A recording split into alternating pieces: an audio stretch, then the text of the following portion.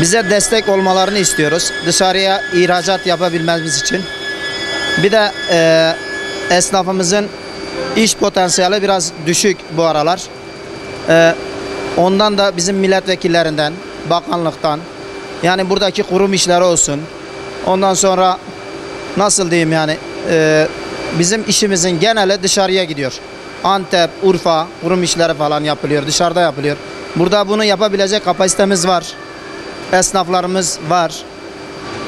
Bizim tek istediğimiz bakanlıktan bu konularda bize yardımcı olmaları.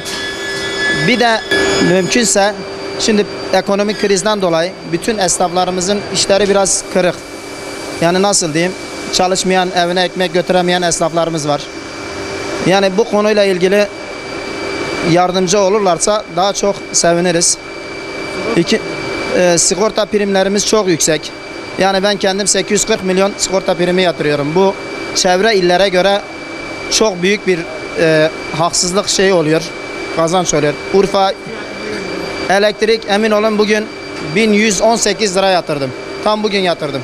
Elektriklerimiz bir gün geçse otomatikmen kesiliyor. Bununla ilgili yani milletvekillerimiz olsun, yani bakanlıklar olsun, bu konuda da bize destek olurlarsa küçük esnaf olarak en azından ayakta durmaya çalışıyoruz. Çevresi çok düzensiz. 400 yataklı hastanemiz burada. Yani bir sanayinin görüntü olarak çok çirkin bir görüntü şeyi var bizde. En azından bize sanayiyle ilgili, çevre düzenlemesiyle ilgili yardımcı olunursa bu konuda da memnun oluruz. Bu arada bakanlığımızdan çıraklık okulu istiyoruz.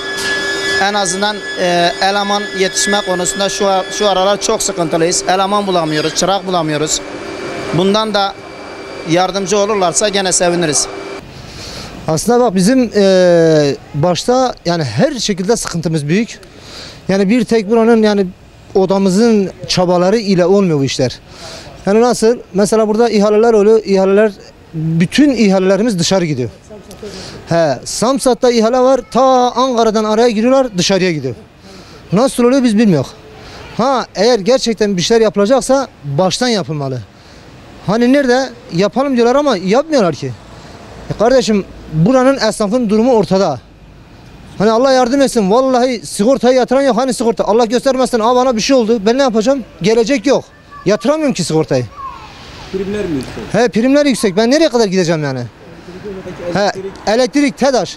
TEDAŞ sanki benimle dalga geçiyor. Zam. Nereye kadar? Yani benim gücüm ne ki? Tabii ki bakanlıktan destek olmadığım müddetçe ben ne yapacağım? Hani bakanlık bana yardım edecek ki. Hani ben sesimi duyurum, gidiyorum, tamam, okey, olur diyorlar. Seçim zamanı gelirler, ondan sonra kayıp olurlar. Hadi gel olmadan böyle ilgilenin. Hani ben sigortada ne yapabiliyorum, ne yapamıyorum. Ben bugün gerçekten yaralanamıyorsam bana yazıklar olsun. Niye? Ben 30 yıldır bu mesleğin içindeyim, 30 yıl. Nereye kadar çalışacağım ben? Hani geleceğim ne olacak benim? Bitti işte. Yarın öbür gün Allah göstermesin bana bir şey olursa gittim işte. Ne yapacağım? Devlet bana yaşlılık maaşı mı verecek? Ben 30 yıl eğer buraya emek veriyorsam, bu mesleğe hizmet, yani hele yani ben sonuçta bir memur nasılsa ben de onun gibiyim. Ben de hizmet etmiyor mu? Ben de çaba göstermiyor mu? Çırak yok. Çırak gelmez. Niye gelir? Şimdi bak ben sigortamı yatırabiliyor muyum? Yatıramıyorum. En basiti. Şimdi benim bir çırağım gelse sigortasını yatırabilecek miyim? Yatıramayacağım. Yani şimdi okula gidiyor çocuk. 19 yaşında, 20 yaşından sonra bana gelen çocuk ne olacak? İlkokul çağında başlamışız biz çıraklığa. Sanayiye bu anlamda bir çıraklık okulu açılsa? Olur, güzel olur. Çok güzel olur. İş potansiyelimiz oldukça çok aşırı derece düşmekte. Genel olarak zaten görüyorsunuz esnafın durumunu. İncin top oynuyor. Yani söyleyecek şeyler bunlar. Sigorta primlerimiz çok aşırı derece yüksek. Sigorta primlerinde olsun, gerek Bağkur primlerinde olsun yatırmakta çok aşırı derece sıkıntı çekiyoruz. İhale işlerine falan giremiyoruz. Yüklü kalabalık işi alamıyoruz. Çünkü yani yarınımızın ne olacağı belirsiz olduğundan dolayı çok aşırı derece sıkıntı yaşıyoruz. Bakanlıktan tabii ki elektrik sigorta desteği, mesela elektrik faturaları çok kabarık geldiğinden dolayı şu an görebilirsiniz bizim çay semaverinin fişi çekik durumda. Buzdolabını çalıştıramıyoruz. İnan ki yani şu an için yemeğimizi falan evde getiriyoruz. Yani şu an için bir çırak alfa yetiştirmek istiyoruz ki memleketin eksiği de budur. En örnek çıraklık eğitim okulu burada olmuş olsa herkes çırağını gönderebilir yani. Yani şimdi tabi cezaevinler şu şekil adamlar zamanımız geçsin de nasıl olsa adamlar o işin karından değiller yani ama o dediğin işler eğer ki sanayiye gelse işte 5-10 tane esnaf yararlansa yani iyi olur. Yani esnaf olarak tabi yani ben nasıl etkileniyorum sen de aynısını etkiliyorsun. Zamları görüyorsunuz zaten. Mesela diyelim ki bizim elektriğimiz 100 milyon geldi. Bakıyoruz yaktığımız elektrik 25 lira ya da 50 lira. Öbür 50 lirası hepsi zam.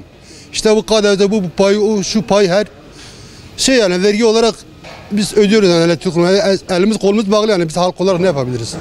Bir şey yapamıyoruz. Bugün sigorta biraz düşük olsa bu gördüğün arkadaşlar hepsi sigortasını yatırır ama maalesef yatıramıyoruz.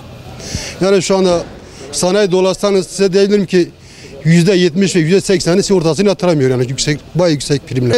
Destek olarak biraz daha Adıyaman'a biraz daha yatırım yapsalar, esnaflığı kalkındırsalar daha iyi olur tabi. Daha güzel bir şey olur yani en azından kalkınır yani. Çırak yani şu anda arkadaşın anlattığı gibi yani çırak şu anda zaten 20 yaşına kadar okula gidiyor. Yani zorunlu eğitim çıktı ya.